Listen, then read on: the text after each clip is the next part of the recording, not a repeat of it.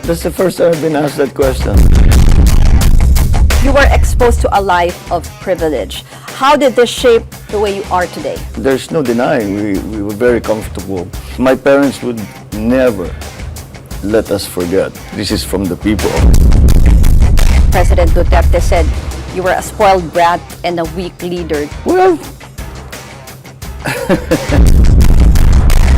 What makes you think and believe that you will be the champion for unification? I'm not the champion for unification. I'm just saying that unification and the unity is a necessary condition.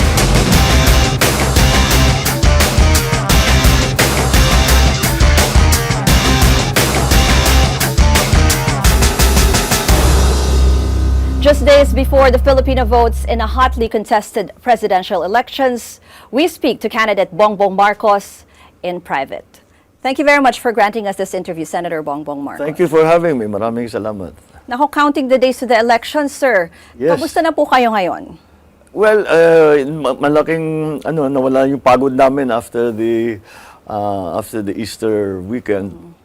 So now we're back doing rallies and going out, and although syempre papunta na tayo doon sa organization, the people on the ground, to make sure everybody knows what to do.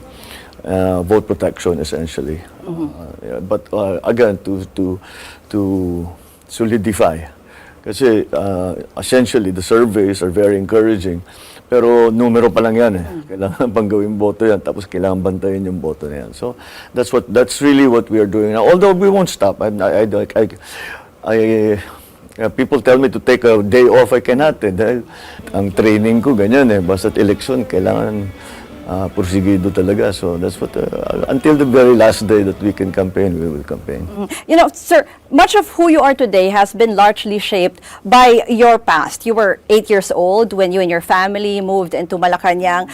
Can you tell us, what did you like about living in the presidential palace, and were there any downsides? 7 years old. I spent my 8th birthday in the palace already. I remember my father was newly elected president kasi my birthday is in September. At that time, pumapasok ang presidente in Enero. So, he took me to school. That was the last time that ever happened, I suppose. So, yeah, 7th, it was my 7th birthday. But my 8th birthday was the first birthday I spent in the palace. What was it like? In the beginning, it was really, it was a much simpler, parang bahay pa rin, and it was a very, things weren't so hectic. The palace is divided into the private areas and the office areas, yung tawag namin study room, and the offices of my father, etc. You're the presidential palace, and you always have to be, how do you say, at the very least presentable. Because the minute you leave your room, you do not know who's going to be there. I mean, there have been many times that I came out of my room, ang kasalubong ko, presidente, na nagsi-state visit, na kasama ng father ko.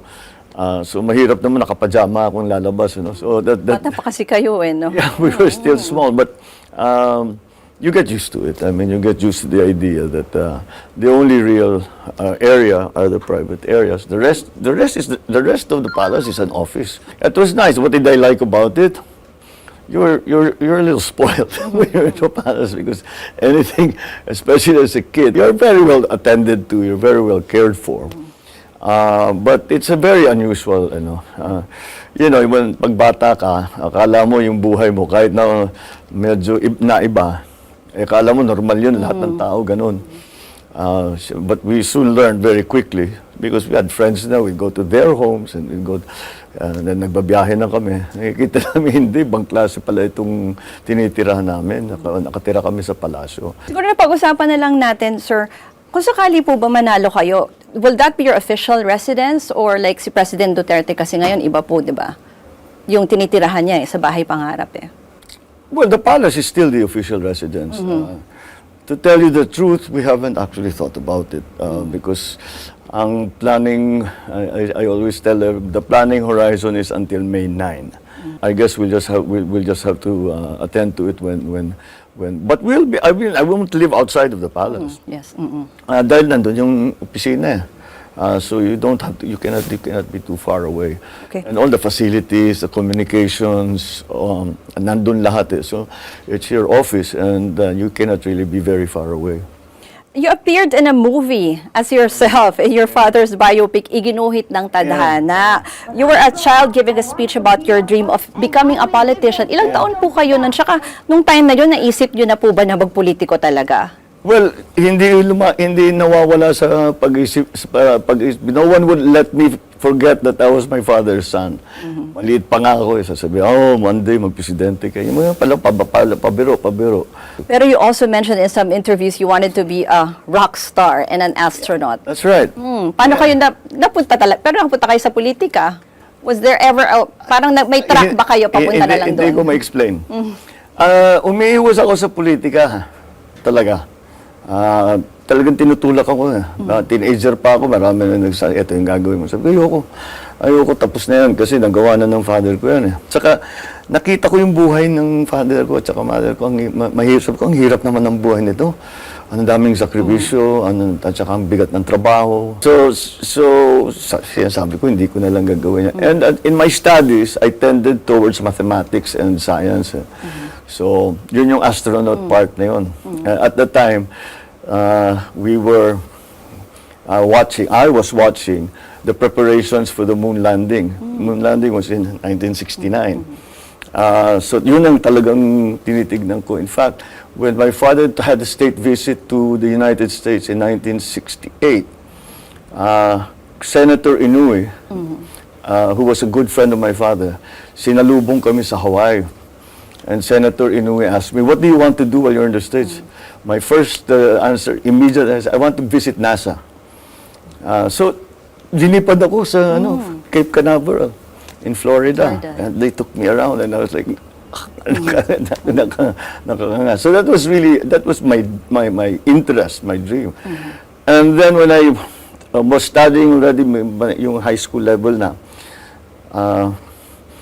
sabi nung isang my housemaster, yung pare na nagtuturo sa amin, sabi, you're always magulo, ang gulo-gulo mo, siguro wala kang you have too much time in your hands. Study an instrument. So I did. And I've got very, very, very interested in music. Only because also in our house, because my mother is very musical, laging may music, so it was something that was very close to. And then I was exactly at that age when I first went to I was 12 years old. But we're talking 1969. So rock and roll, right? Yun ang, nasa London pa, nasa England pa, not in London but in England. So talaga, yung mga nababasa ko, napupuntahan ko, napapanood ko, yung mga sikat na naging kaibigan ko. So I got very, very interested in music. Pero yun nga, sir, you ended in politics and you would always say na malaking influence ng dad nyo and your mom. Pero meron po ba kayong differences with your father or can you remember a time na you had a disagreement? No. He's the boss. You don't disagree. If he tells you to, because he's always right anyway. As far as in our situation, hindi naman nagkakamali yun. Hindi naman magbibigay ng bad advice yun. At saka kung may inutos sa'yo, kailangan mo talagang gawin because hindi naman niya gagawin, hindi niya ka namang utusan kung hindi importante. We will talk more about your family and also politics because the Marcos family is back in national politics, and how did they do it? We will talk about that and more when we return. This is In Private on CNN Philippines.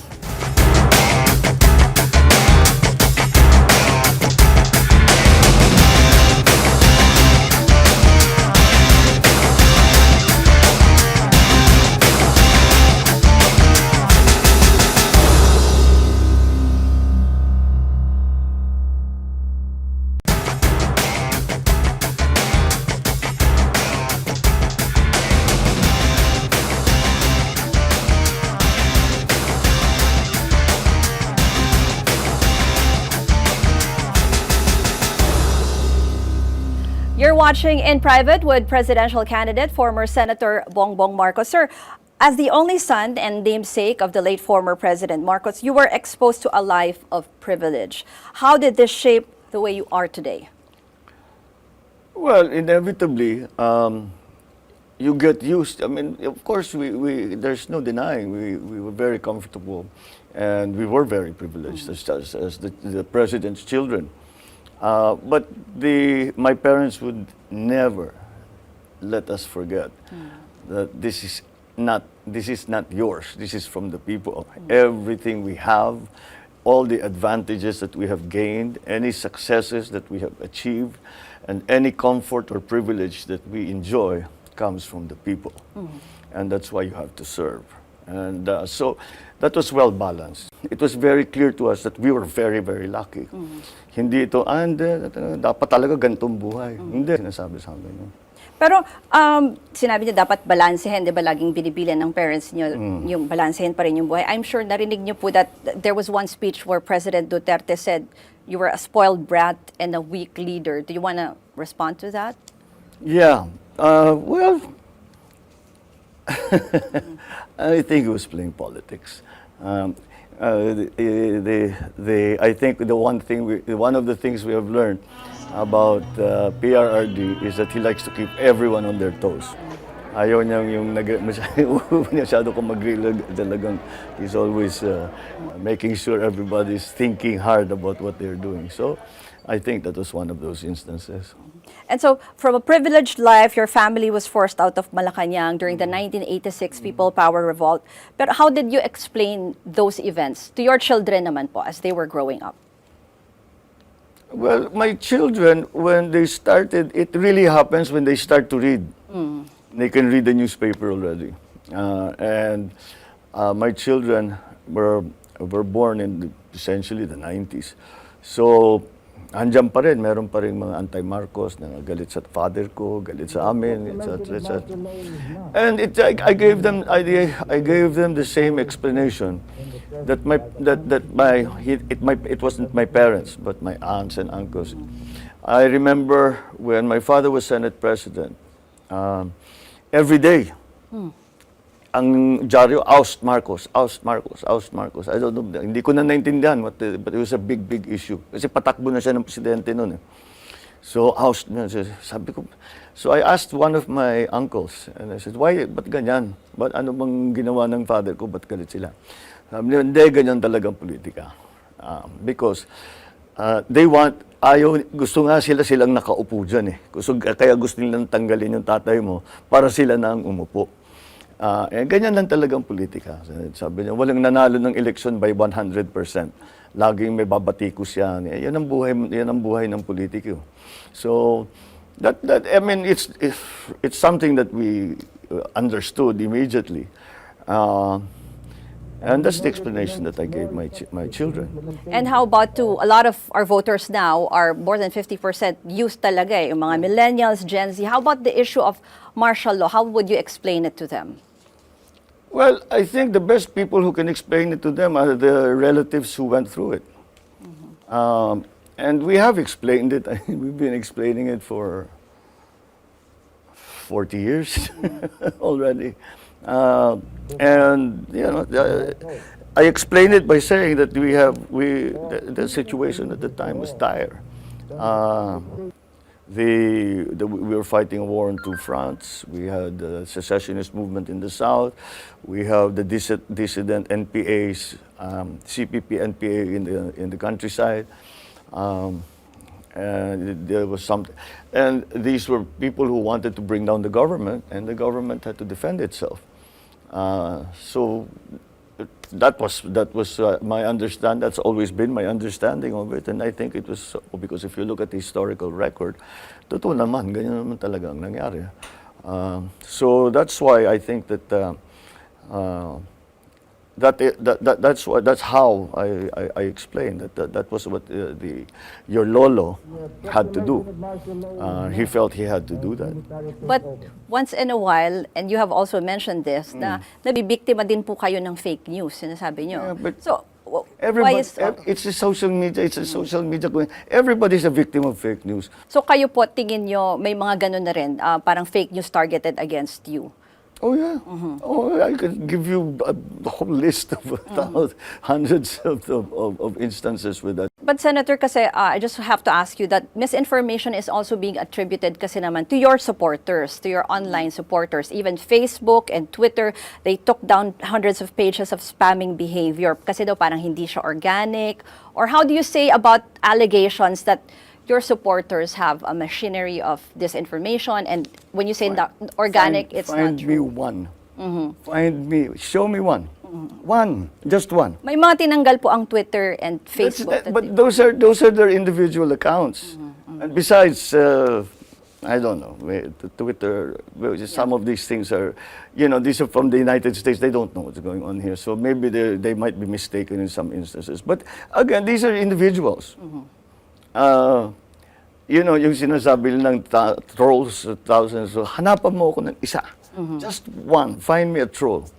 What you're that's saying working is for us. they can't prove it and They directly don't link it exist. to you. That's why you show me the place where there are hundreds of trolls sitting in front of a computer spreading fake news. It doesn't exist.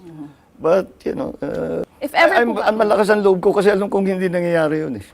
na walang trolls that can be directly linked to your campaign or to you. There are no trolls. We have no trolls. Okay. None. Not a single one. I have been offered a click army. I've been offered a troll. Hindi ko ginagamit yan. Because it's very simple. You know what the evolution of that is? Is because when I started doing the vlogs, which is we're now up to our 210th, something like that. When we started doing the vlogs, ibuboost ba natin? Mag-a-add ba tayo? Sabi ko, wag na kasi hindi natin malalaman kung ano talaga yung numero. So up to now, we don't boost. We don't do ads. You saw the Facebook, zero ako. Yung ads, yung I have amount not- spent, I no? don't, because we got used to working that way. And alam mo, ang mga bata, the most heavy users of social media are younger people. My son showed me 2 clicks. It's a troll. 2 clicks, that's boosted. Wala na, it's not effective anymore. Kitang-kita mo naman yung mga comment, diba? Pare-pareho. Iba kunwari, pare-pareho yung address, iba-iba yung sinasabi. O pare-pareho yung iba-iba yung address pero pare-pareho yung sinasabi. Halatang-halata naman eh. So it's So moving not, forward, sir, useful. would you support, kasi may bills po pending bills, diniscuss na rin siya on committee level, that will penalize propagators of fake news or disinformation. Kung gagawin siyang batas, sir, How do you do it? as a policy. How do you do it? One of the greatest advantages of the internet in general, not just social media, is that it's interactive and it's open source, if that's what you want to call it. So anybody can participate. And how do you control that? And why would you want to? So it is so far self-regulating because it's really very hard for a government to control it. Siguro Zuckerberg can control it, but Yung I don't know mismong I don't know if we administrators can. I don't know if even if you there's there's an action that the legislation is always behind technology.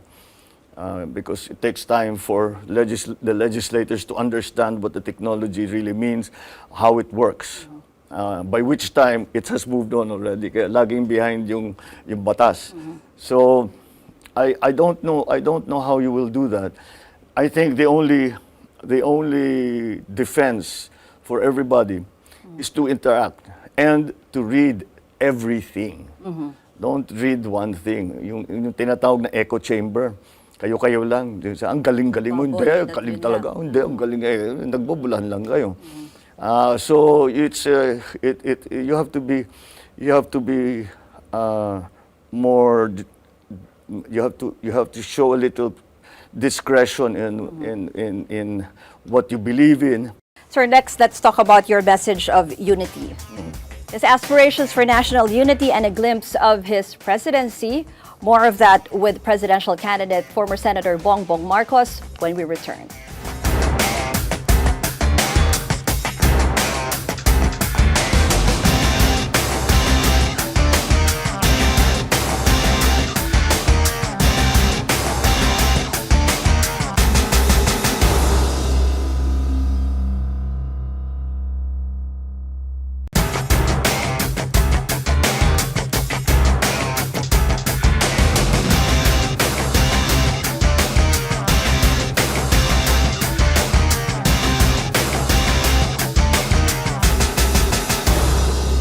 We're still with presidential candidate, former Senator Bongbong Marcos in private, right here on CNN Philippines.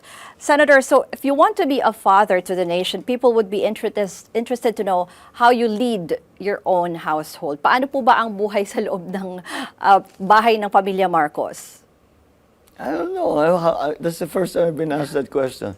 I don't know how to answer that. Of course, we all think it's normal. And I'm sure it's different from everybody else, at least a little bit. But we live the generally very perfectly normal life. Mga anak ko kasi, Sanders 27, 26, 25. So dikit-dikit sila. So they're just most of the time, most of their past few years has been them studying. So kami lang dalawa nung kami mag-asawa because they studied abroad. So it's wala, simple lang naman ang buhay namin. It's really, with my wife especially, it's all work. She's a lawyer, and as most lawyers do, they work very hard. So does she. And ako naman, of course, when I was in office, as governor, as congressman, a senator, maraming trabaho. So that's really what all you ended up doing. Disciplinarian po ba kayo? Pinapayagan niyo po ba sila ng late night? Yung puro lalaki ano po? Paano po kayo lumalabas? Yun ang swerte namin, lalaki. So lumaki silang nag-iisa. So nasanay silang nag-iisa. So nung una, may curfew pa Hindi talaga nasusunod. So patras ng curfew. Hanggang finally, sinabi, basta umuwi lang kayo. At saka kung nagsara na, gusto niyo pang magkwentuhan, doon kayo sa bahay para at least alam namin nandun kayo, safe kayo. So, we're not strict that way. We're strict about studies. Ang usapan ko sa mga anak ko, basta you get straight A's, you can do anything you want. Let's talk about your mom. Yes. So, former First Lady Imelda Marcos, did she have a say in your decision to run for president this time? Kasi dati, when you were just vice president, she had a lot to say. Yeah. Ano po yung naging influence niya? And for her, what does this battle personally mean? Put it this way. Even my father, I don't think would object if I say she's the supreme politician in the family. My father is the statesman. He's the political genius. He's the all that. Yung mother ko, talagang politika yung makita mo My mother can connect with anyone. From her classmate from I don't know how many years ago to the person working in the palengke to Gaddafi to the Queen of England. Lahat na nagiging kaibigan niya. Anything that happens in politics, we always ask her, what do you think? Is this a good idea?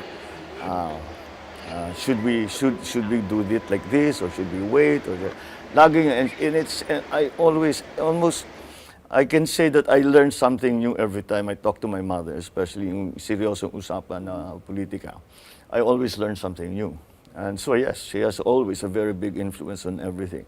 As to deciding to run for the presidency, well, it was, of course, she was part of the pero it wasn't, hindi ko miniting na anong gagawin natin. It's just, every so often, ma'am, ano kaya? Ano sa palagay mo? Anong tingin mo? Anong basa mo sa sitwasyon? Ang galing niyan Alam niya yung, at saka she knows the person and she's seen it all before. So, yes, she's now a little frustrated because pinagbabawalan naming sumama sa rally. Eh gustong sumama, lalo na pagka yung mga Tacloban, yung mga sa Leyte, yun sabi niya, kailangan, I can help you with your campaign, kanya. Sabi ko, yes ma'am, but it's COVID pa eh, delikado pa eh. So yun, medyo frustrated siya ng konti when my sisters come and watch a rally or watch may event. Sasabihin nila, alam mo, si mami tawag ng tawag. Kasi daw yung shirt mo hindi nakabuton o yung mikropono mo hindi ka marinig. Basta marami siyang comment.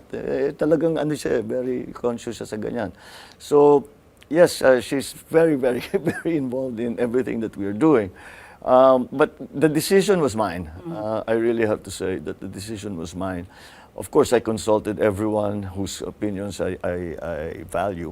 Talking about the women in your life, Senator, ano po ba ang magiging role ng wife nyo if and when you become president, and also your sister, si Senator Amy? Well, Amy will be senator for another 3 years. So I'm sure she will continue doing her advocacies and yung mga interests niya and yung mga simulaan niya. I was just discussing this with my wife before coming here. And she teaches kasi. So she considers herself not only a lawyer, but she considers herself a teacher. And she says that she would like to be able to help, even especially, ayaw niya nasa public capacity. She wants to be independent in a sense now. She's working privately to help the educational system somehow. As an example that I've said, when I was governor, that's when she started teaching because she said it would be improper for me to practice in the province kasi alam mo na, influence peddling na lang ang mangyayari diyan. So nagturo na lang siya. And basta there were instances na nagpatulong ako sa kanya, lalo na nung pinuntahan ko yung jail namin. Sabi ko, kalahati dyan, dapat hindi nakakulong eh. Wala lang abogado yan eh. Kaya nandiyan pa yan. So then, dinala niya yung estudyante niya. They gave free legal advice, all of these things. Marami silang natulungan. So I'm sure it will be something in that vein. Okay. Yeah. And you have said a few times before na when you were asked what's the worst mistake or worst quality of your father, na sabi mo, he trusted the wrong people. Pero Senator, I'm saying, ngayon pa lang daw marami nang nag-o-audition to be a part of your cabinet So parang paano po ba kayo magtitiwala and what will be your basis in choosing the members of your cabinet? Well, number one is competence. There's no use hiring somebody who's incompetent. Yung willingness to work willing to sacrifice. Because look, the key to the next administration is going to be the economy. The failure and success of the next will be how we handle the economic situation. Hindi pa naman tayo post-COVID, But as we try to recover, we try to manage COVID, and how do we, and the new world, COVID changed everything. So the managers, the economic managers are going to be key. The best economic managers are in private life. Mayayaman na yan. Ang laki ng kinikita ng mga yan. To have asked them to come into government and to put all their assets in a trust or however the system they're going to use is, and to give up that very how do you say, lucrative, successful and life is not an easy thing. May naisip na po ba kayo ngayon ng mga pangalan? Another thing, another thing I don't allow myself. But you're right, ang daming nag-audition. Siyempre, I take note of everybody. May mga recommendation yung iba, si ganito magaling yan, si ganito magaling yan. So you just have to trust your instincts also. And generally speaking, you have to, in my case, I think it's necessary that you have some working experience with that person. Meron na kayong ginawa. Nakita mo na talaga kung paano trumabaho yan. Masipag ba talaga yan? Marunong ba talaga yan? Number one. Number two, yung handang magsakripisyo sa gobyerno. Dahil sakripisyo naman talaga yan. You have to, isipin mo, ang ganda-ganda ng buhay na they go to the office, they make $1 million one day, they go home, tapos simple lang, they have a drink, they have dinner, di ba? They go out, watch a movie. Simple lang ang buhay ng mga private businessmen. Ngayon, pasok sila sa araw-araw, binabatikos, araw-araw, kung ano pinagsasabi. Sakripisyo talaga. Gusto ko lang din balikan ulit itong campaign because we're at the end game of the campaign. And at this point, President Duterte has not yet officially endorsed you, considering you're running with his daughter. How do you feel about that?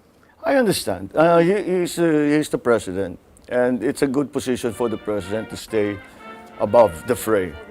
And I think that I mean, of course, we would love to have him come and campaign for us. And siyempre, yun ang pinaka-advantageous. At kahit papano, what was the last survey satisfaction rating ni PRRD is 80%, which means people trust him. Pag sinabi ni Pangulo, sabi niya, ito yung dapat nating iboto, maraming makikinig sa kanya. Kasi may tiwala sila sa kanya, 80% nga ang tiwala sa kanya. So malaking tulong sana yun. But I can see why, as president, he preferred to be above it all. And just make sure that, which is what he's doing now, is to make sure that the conduct of elections is accountable, is clean, is transparent, etc., etc. Your opponents, some of them, have warned of destabilization if you become president. Do you think there's basis for that, and how will you deal with possible destabilization attempts should you win? Put it this way. Should I win, will my supporters destabilize? So if there's going to be destabilization, it will come from them. Not from us. But nanalo na eh. Ba't namin sisirain, di ba? So that's a funny assertion to make by them. Ang manggugulo yan, yung kalaban namin. So sa kanila manggagaling kung sakali. Do you see that happening? And I don't think so. I really don't think so. It's syempre, alam mo, at this stage of the election, at this stage of the campaign, ang dami ng chismis. Si ganito, may gumagalaw yung mga sundalo dito. O yung ganitong grupo, ganito, may ginagawa. So, it becomes yung chismis talagang umiinit. Kasama na rin dyan yung pampagulo na, yan, fake news. Maglalabas ng mga fake news. The central message of your campaign is unity, but sir, the Marcos name is still very polarizing until now. No? What makes you think and believe that you will be the champion for unification? I'm not the champion for unification. I'm just saying that unification and the unity is a necessary condition for us to be able to achieve all that we want to achieve. The champion for unity are Filipinos, because Filipinos have it in their heart already to love each other, to love our country. Now, it's just you have to bring to that a leadership na sasabihin, okay, kung talagang gusto niyong tumulong, ito yung gagawin natin. This is your part. You can help us this way. You can help us that way. And we will support you in this way. Pero sabay-sabay tayo, ito yung gagawin natin. Nagkakasundo ba tayo? Magkasundo tayo, ito yung gagawin natin. Yun ang ibig sabihin sa pag pinag-uusapan yung pagkakaisa. Sometimes it's mistaken when I talk about unity, pag pinag-uusapan yung pagkakaisa. Ang interpretation ng iba ay yung sa politika. Kailangan lahat magkasama sa isang partido. Hindi yun ang ibig ko sabihin. Ang ibig ko sabihin, magkaisa tayo, natutulungan natin ang Pilipinas. Tutulungan natin yung ating mga kapwa Pilipino. Sir, we'll talk about more as to how your message of unity can translate into programs or platforms. We'll still have former Senator Bongbong Marcos with us in private here on CNN Philippines.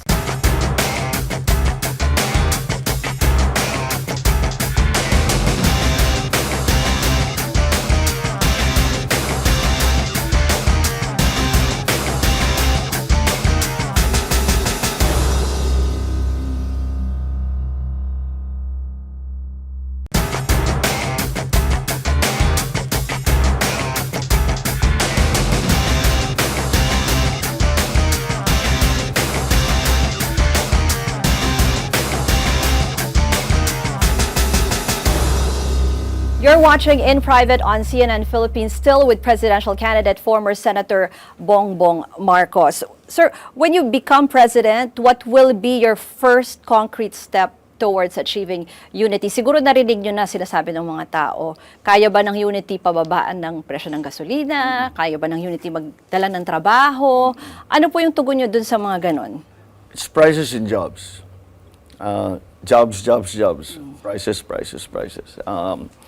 When you do a survey about COVID to Filipinos, ang mga concern, number one, walang trabaho. Number two, walang pera, walang pakain. Ang pinakamahirap talaga yung nag-lockdown tayo ng husto. I mean, hindi lang naman tayo. Everybody around the world had to do it. No? But yun ang pinakamahirap. Kaya siguro wala nang lockdown. Kasi nung panahon ng mga lockdown, we had hindi pa natin alam eh. Hindi pa natin alam kung ano ba talaga yung COVID. Tapos wala tayong vaccines, hindi pa tayo ready. We didn't know how to treat it. We weren't really that good yet. So we just, option lang, lockdown. Siguro, tama na yung huwag na tayong magla-lockdown dahil may vaccine naman. Marami na tayong natutunan, medically speaking. It's all about how to create jobs. And where you look at the areas, what's the fastest? First of all, the MSMEs, number one. Ang daming nalugi, ang daming lubog sa utang. So I think the government, together with the private sector, can do something about that. And the government, in terms of fiscal policy, taxes, na siguro bigyan ng tax holiday, tax amnesty, yung mga hindi nakapagbayad ng lockdown, things like that, para bigyan naman sila ng breathing room, no? Makabuelo naman sila. And then on the private sector, yung magbigay ng financing. The other area na mabilis ang return is agriculture. Because we really have to do something about our agriculture anyway.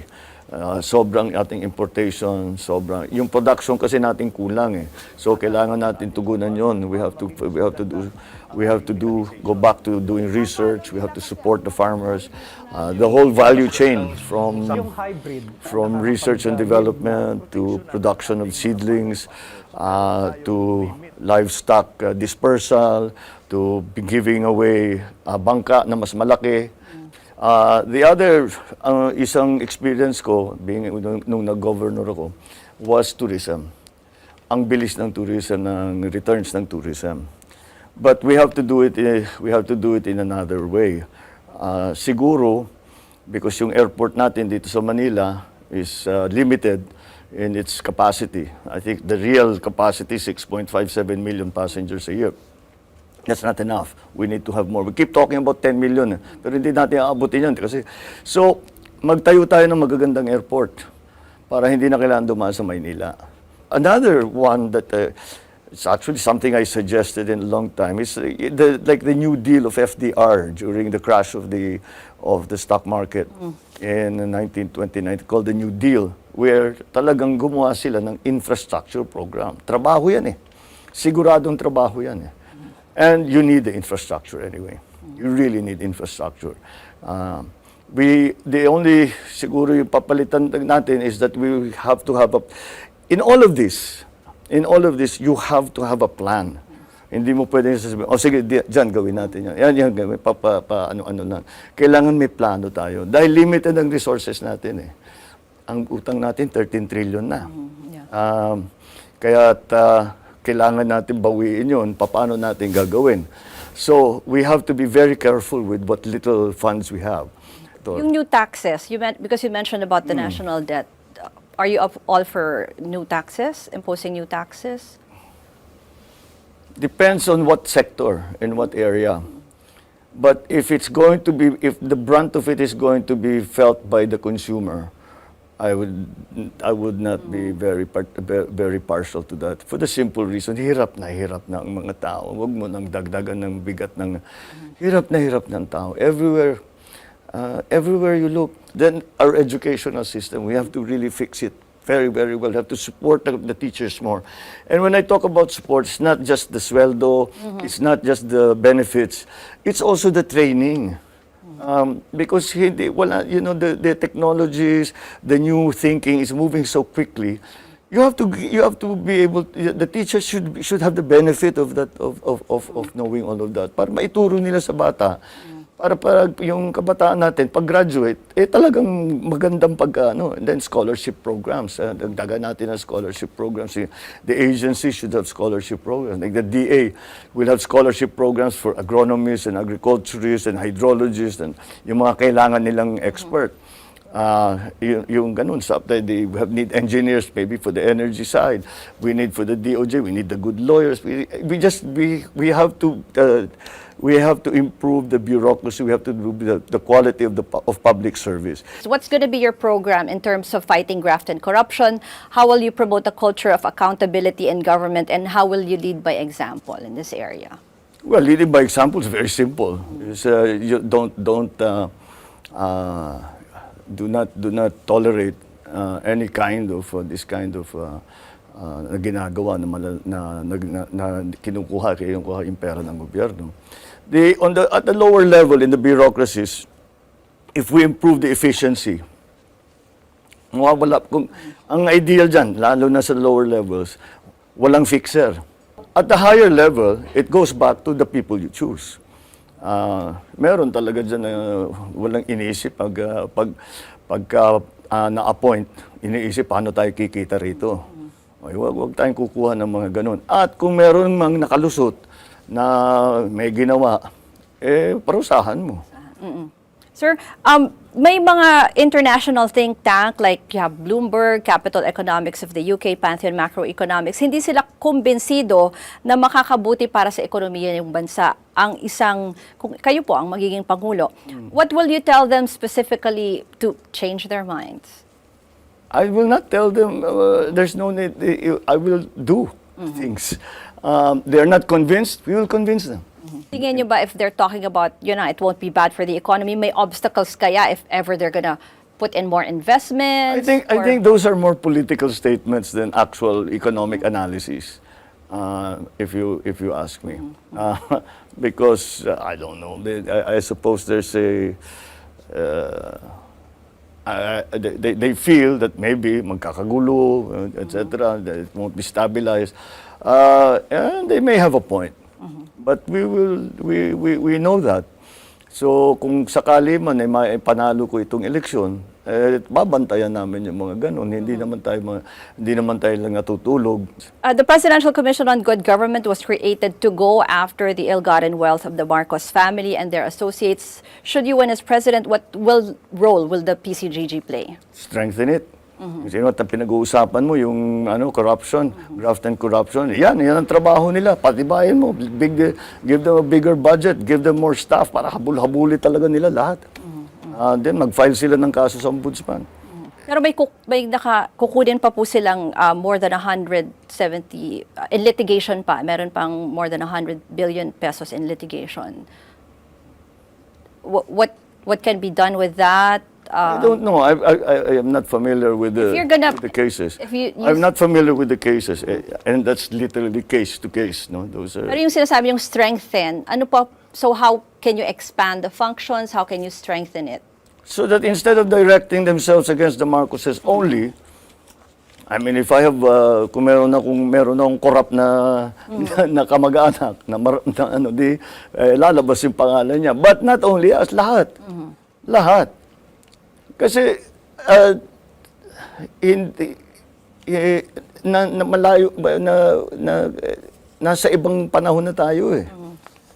Hindi na yun ang issue. Ang issue is just graft and corruption in government. And they're already there. Di gamitin mo na.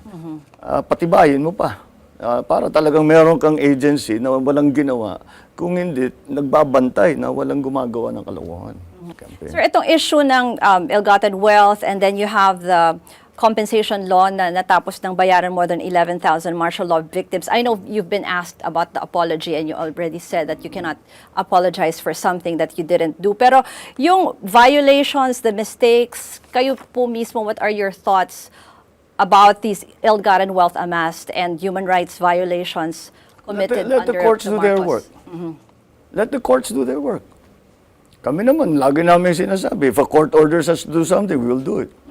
So, let the courts do the work. But in terms of your policy, if ever you win, to against the culture of impunity, what will be your policy? What culture of impunity I do? In terms maybe of yung hindi po napaparusahan, yung mga in terms of human rights violations. Again, let the courts do their work. You know, that's the whole thing, is that we have to strengthen our institutions. Nagiging politicized ang institutions natin because, I don't know, because that's the system that we have in place. We have to strengthen our institutions so that it doesn't matter who is in power. Isigit ko na, sir, itong question ko for the media. Medyo selfish dahil media po ako. So, paano po kaya ang magiging coverage sa inyo? Kasi ngayon medyo yung iba nahihirapan daw i-approach kayo even for ambush interviews, or if ever maging presidente po kayo, paano po ang magiging pakikitungo nyo kaya sa media? Put it this way, ako, palagay ko hindi ako maglalagay ng spokesman. Haharap ako sa media. I don't understand but That would be good for us to cover you directly. May spokesman ng presidente. Kaya naman i-explain ng presidente kahit na ano eh. So, yun, ganun na lang. You have, the old system was they have a press officer who conducts for regular press secretary, who conducts regular briefings. Especially kung may malaking issue na pumutok, magbi-briefing yan. Ngayon, if the president decides to make his own statement, that's pupunta sila, then they will face the media, and yun ang pag-uusapan yung kung ano man yun, magpapaliwanag, o mag-inform, o mag-brief, or whatever. So, balikan natin yung sistemang yun. I don't know kung bakit sinasabi that yung mahirap ako yung ambush interview. I'm always out in public. Pero siyempre, we're doing something else also. But I don't know why they say that, because as I said, hindi naman ako pwedeng magtago. I'm always out in the public. So anyway, we can expect regular press conferences from you instead of a presidential spokesman, ano po? I think it's necessary. Wag na yung spokesman, press secretary na lang. There's a difference. There's a difference. This is another idea. I mean, hindi pa to buo. Pero yun ang iniisip ko. Kasi iniisip ko pati yung sa mga nakaraan na presidente, wala namang spokesman eh. Frontrunner kayo ngayon sa mga surveys sa puntong ito. Meron po ba kayong pinangangambahan? What's your worst fear in these elections? And if ever you win also as president, ano po talaga yung pinangangambahan nyo kung sakali?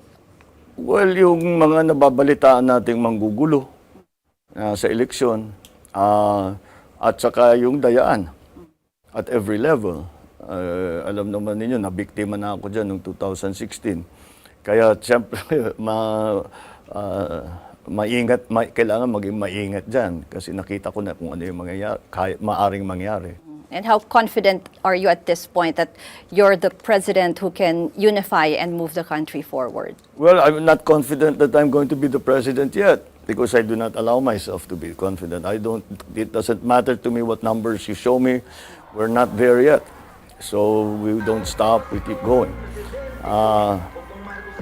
Put it this way, should I be elected, should I be lucky enough to be elected, then how confident will I be?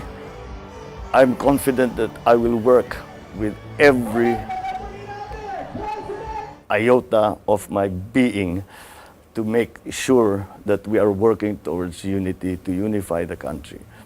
Presidential candidate Bongbong Marcos, thank you very much for sitting down with us in private. Thank you. I'm Ruth Cabal, and you're watching CNN Philippines.